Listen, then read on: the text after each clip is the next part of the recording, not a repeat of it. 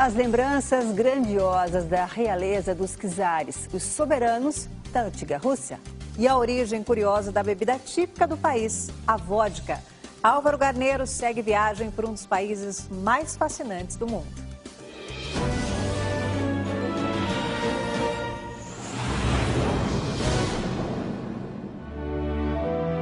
O 50 por 1 começa às margens do canal Fontanka, um dos muitos que cortam São Petersburgo na Rússia.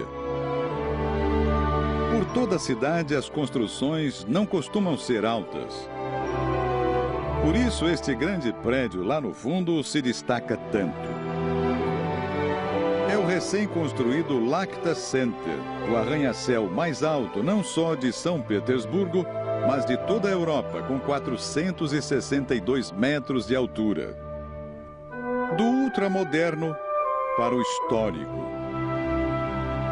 De cima, sem dúvida, o Castelo Mikhailovsky é dos mais imponentes da cidade.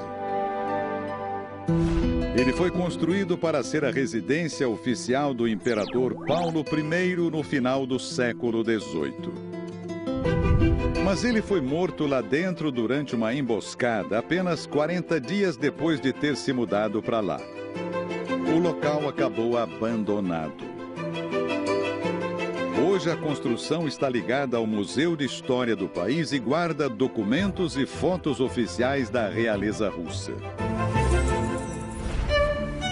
Lá embaixo, nas ruas, Álvaro Garneiro segue atrás de outra construção importante da cidade. Essa é a Igreja do Sangue Derramado, uma das igrejas mais visitadas aqui na Rússia. A Igreja do Sangue Derramado é recheada de detalhes do lado de fora e de dentro. Uma maquete logo na entrada retrata toda a beleza da construção. Para sua construção, os engenheiros se basearam no cartão turístico mais procurado do país, a Igreja de São Basílio, que fica em Moscou. A Igreja do Sangue Derramado terminou de ser erguida em 1907 a partir deste ponto.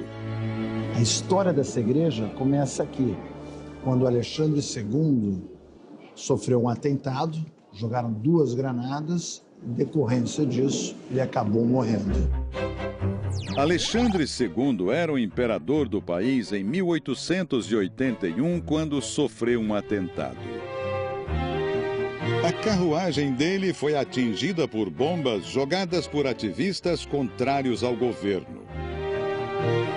Ele morreu poucas horas depois. O filho dele, Alexandre III, foi quem ordenou que a Igreja do Sangue Derramado fosse construída. Na estrada onde ele foi morto, tem o sangue dele ali ainda. Por isso que a igreja tem o nome Igreja do Sangue Derramado. São Petersburgo ainda reserva uma série de surpresas.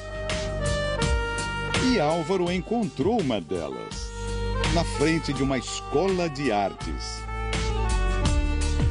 O projeto nasceu em 1984, quando o artista plástico Vladimir Lubenko começou a enfeitar o local com um mosaico, técnica que consiste em colar inúmeras peças pequenas coloridas formando uma imagem. Como essa parede que retrata a história da cidade. O que me chama a atenção aqui é esse desenho que não tem nenhum ladrilho. Eles começaram a colocar o ladrilho. É uma fase que representa a guerra, uma fase triste aqui, e eles preferiram deixar sem nenhum ladrilho. E o que vale mostrar também, que é muito bem feito, né? Você vê que tem o tamanho deles, do pé, o colorido, muito bonito. Vladimir Lubenko morreu há 7 anos, mas os alunos da Escola de Artes continuam expandindo o projeto que hoje toma conta de toda a quadra. E logo ali em cima são quadros feitos também por crianças. Então eles estão mostrando aqui uma exposição logo na entrada de profissionais e quadros espalhados ali em cima por crianças aqui da escola. A praça também é cheia de mosaicos. Os bancos, o pessoal fica apreciando essa fonte. Não à toa o local é conhecido como Pátio do Mosaico. Olha que lindo esses mosaicos maiores aqui, essas peças, com esse azul meio desbotado, dando muita vida para esse painel. De carro pelas ruas, o nosso viajante encontra mais uma curiosidade. Eu vou mostrar para vocês um museu todo voltado para a bebida mais tradicional da Rússia, a vodka. Água em russo é voda. Vodka seria um diminutivo, algo como aguinha. Esse museu aqui é um ótimo guia para você entender o como e o porquê a vodka se tornou tão importante aqui na Rússia. A origem da bebida é controversa. Uma das teses aponta que a vodka teria surgido na Rússia no século XIV como influência da grappa, bebida muito consumida na época por mercadores italianos que viajavam até a Rússia. A grappa era de consumo exclusivo da nobreza. Então, os russos tiveram que criar uma bebida de gosto similar que o povo pudesse beber. E inventaram a vodka. Aqui mostra um pouco o processo antes do século XIV, que você tem o centeio, cevada, trigo, e como é que eles faziam a fermentação. A vodka é feita por meio da fermentação e posterior destilação desses ingredientes. A bebida começou então a ser fabricada informalmente.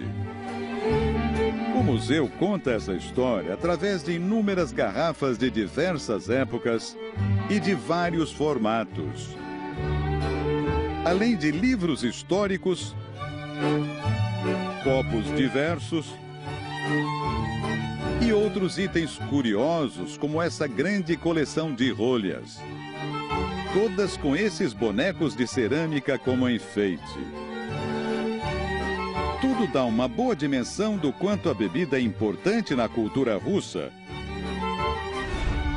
E não apenas nas festas populares, mas também entre membros da alta corte, como Pedro o Grande, que assumiu o comando do país em 1682.